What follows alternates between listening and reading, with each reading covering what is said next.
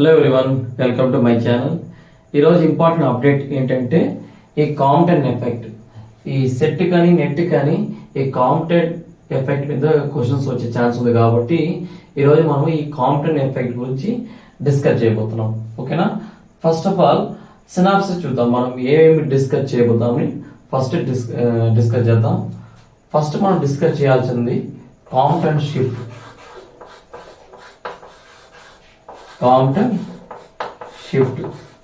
అది డిస్కస్ చేయబోతాము. తర్వాత ఇది అయిపోయిన తర్వాత direction of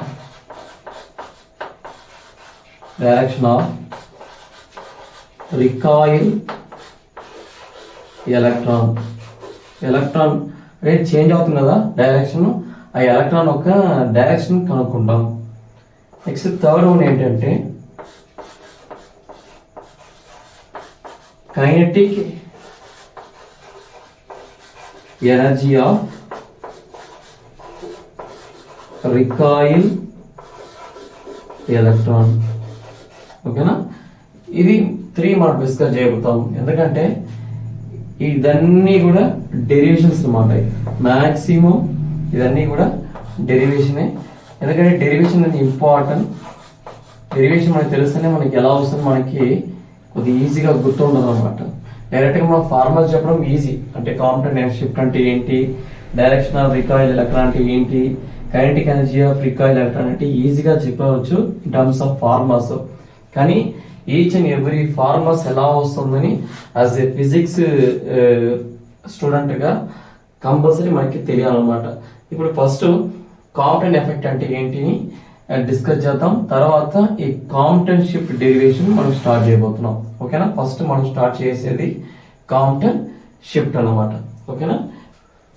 first competent effect start చేయకముందు ఒక చిన్న కాన్సెప్ట్ గురించి మనం డిస్కస్ చేద్దాం. అది ఏంటంటే కొలిజన్. ఓకేనా? కొలిజన్ ఇస్ నథింగ్ బట్ ఒక పార్టికల్, ఒక ఆటమ్ రెస్ట్ లో ఉంటుంది, ఇంకొక ఆటమ్ ఫాస్ట్ గా మూవ్ వచ్చి దాని మీద ఢీ కొట్టడం అనమాట. దట్ ఈస్ కాల్డ్ కొలిజన్ అంటాం. ఆ కొలిజన్ అనేది 2 టైప్స్ ఉంది.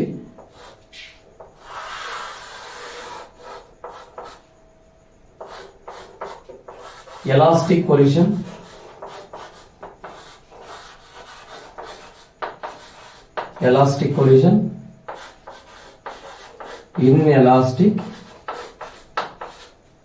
Inelastic collision. ఓకేనా? ఈ ఎలాస్టిక్ కొలిజన్ అంటే ఏంటి, ఇన్ఎలాస్టిక్ కొలిజన్ ఏంటిని నెక్స్ట్ మనం డిస్కస్ చేయబోతాం. ఓకేనా? ఎందుకంటే ఎలాస్టిక్ కొలిజన్ అంటే తెలియాలి, ఇన్ఎలాస్టిక్ కొలిజన్ అంటే కంపల్సరీ తెలియాలి అన్నమాట.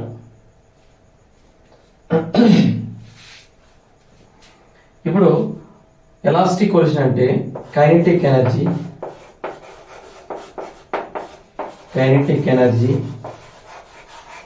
నెక్స్ట్ లీనియర్ మొమెంటం,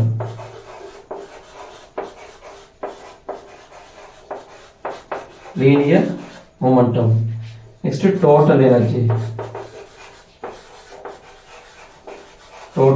ఇదన్నీ ఎలా ఉంటుందంటే కన్సర్వ్డ్గా ఉంటుంది. కన్సర్వ్డ్ అంటే కాన్స్టెంట్.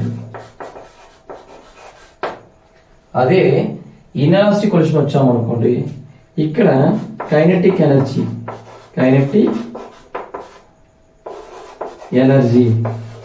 అనేది నాట్ కన్సర్వ్డ్. ఇది గుర్తుండాలి. ఎందుకంటే ఇక్కడ జరగబోయే ప్రాసెస్ కూడా ఇదే. ఇక్కడ మన కాంపిటెంట్ ఎఫెక్ట్ లో మాక్సిమం మనం చూసేది ఏంటంటే in terms of elastic collision. Elastic collision కూడా కైనెటిక్ ఎనర్జీ కానీ, లీనియర్ మూమెంట్ కానీ, టోటల్ ఎనర్జీ కానీ ఎలా ఉంటుంది అంటే కాన్స్టెంట్ గా ఉంటుంది. అది నెక్స్ట్ మనం కొలిజన్ లో డిస్కస్ చేయబోతాం. దట్ ఈస్ కాంపిటెంట్ ఎఫెక్ట్ లో. ఓకేనా? Next competent effect. ఫస్ట్ ఆ ప్రాసెస్ గురించి డిస్కస్ చేద్దాం. ఓకేనా? ఒక ఎలక్ట్రాన్ ఉంది, ఆ ఎలక్ట్రాన్ రెస్ట్ లో ఉంది. Electron in rest.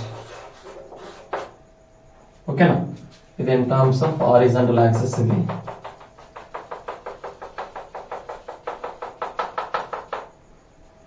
ఇక్కడ high frequency energy high frequency energy incident అవుతుంది. This is called incident photon. ఆ ఫోటాన్ ఒక energy equal to h nu. ఆ ఫోటాన్ ఒక లీనియర్ మొమెంటం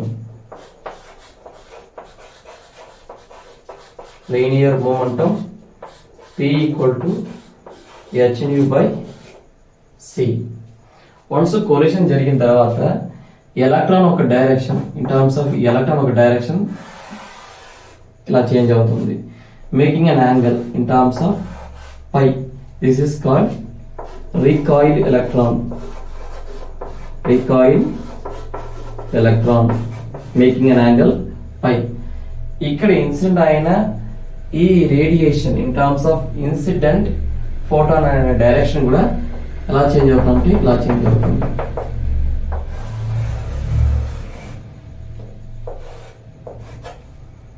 ఇప్పుడు ఎనర్జీ ఎంత ఉంటుందంటే energy equal to h dash momentum P equal to h nu dash by c, making an angle ఎంత ఉంటుందంటే making an angle θ. ఇది కాంప్టన్ ఎఫెక్ట్. ఓకేనా?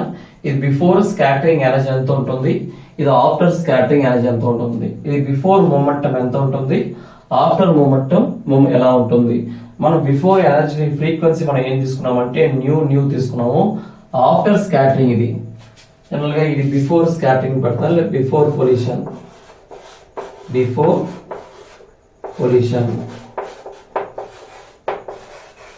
ఇది. నెక్స్ట్ ఈ పక్క వచ్చేది ఆఫ్టర్ కొలిజన్. అప్పుడు ఫ్రీక్వెన్సీ ఎంత ఉంటుంది అంటే μ0 ఉంటుంది, మొమెంటం కూడా h nu0 బై c ఉంటుంది. ఇది జరిగే ప్రాసెస్ ఆఫ్ కాంప్టన్ ఎఫెక్ట్. ఇప్పుడు classical mechanics in terms of classical mechanics.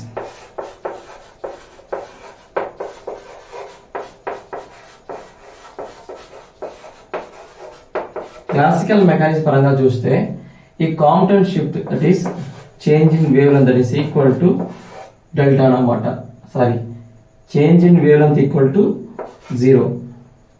In terms of classical mechanics change in wavelength equal to 0 that is lambda dash minus lambda equal to 0 వస్తుంది. ఇది in terms of classical mechanics. కానీ in terms of quantum mechanics చూస్తే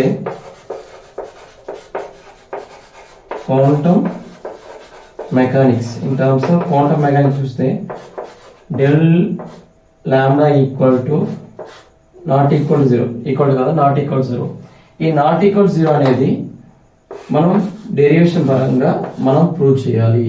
అది మనం చేయాల్సిన పని. ఓకేనా? Classical mechanics పరంగా చూస్తే 0 వస్తుంది చేంజ్ ఇన్ వేవ్ లెంత్. కానీ in terms of quantum mechanics పరంగా చూస్తే 0 కావట్లేదు. ఆ 0 కాకుండా ఏం వాల్యూస్ వస్తుందో మనము డెరివేషన్ చేయాలి. అది ఆ వచ్చిన డెరివేషన్ ఫార్ములా బేస్ చేసుకొని ఈ కాంప్టన్ ఎఫెక్ట్ లో మనకి ప్రాబ్లమ్స్ ఇచ్చే ఛాన్స్ ఉంది. అది సిఎస్ఆర్ నెట్ అవని, లేకపోతే ఈ సెట్ అవని, లేకపోతే మిగతా competitive exams in terms of nearly PG level ఉండే ఎగ్జామ్స్ కూడా అవ్వచ్చు అనమాట. ఓకేనా? నెక్స్ట్ మనము ఈ derivation delta lambda change in wavelength ఎంత ఉంటుంది దట్ ఈస్ కాంప్టన్ షిఫ్ట్ అంటారు. డెల్ లాంబ్డాని కాంప్టన్ షిఫ్ట్.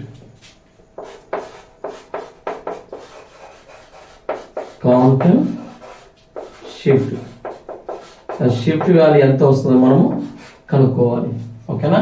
ఇది ఓవరాల్ గా ఎక్స్పెరిమెంట్ ఒక సెటప్ అనమాట. చూడండి, రికాయిల్ ఎలక్ట్రాన్ ఒక చేంజ్ ఇన్ డైరెక్షన్ అయింది కాబట్టి ఇప్పుడు ఎంత యాంగిల్ ఉంటుంది అంటే పై యాంగిల్ ఉంటుంది. Change in direction of after scattering radiation ఒక వేవ్ లెంత్ ఏమో లాంబ్డా డాష్ తీసుకుంటాము. ఇక్కడ ఎంత యాంగిల్ ఉందంటే టీటా యాంగిల్ ఉంటుంది. టీటా అనేది రేడియేషన్ యాంగిల్, పై అనేది ఎలక్ట్రాన్ యొక్క యాంగిల్. ఎందుకంటే గుర్తుండాలి, ఎందుకంటే మన డెరివేషన్ లో in terms of horizontal compound ఏమొస్తుంది, in terms of vertical compound ఏమొస్తుంది మనం నెక్స్ట్ డిస్కస్ చేసాం. కాబట్టి ఇది in terms of y axis తీసుకుంటాం, ఇది in terms of positive y, ఇది in terms of negative y, ఇది ప్లస్ ఎక్స్, ఈ పక్క ఉండేదేమో మైనస్ ఎక్స్ అన్నమాట. అలా కన్సిడర్ చేసుకొని కాంప్లెక్స్ షిఫ్ట్ యొక్క ఫార్మాని మనము డెరివేషన్ చేయబోతాము. నెక్స్ట్ డెరివేషన్ అన్నమాట.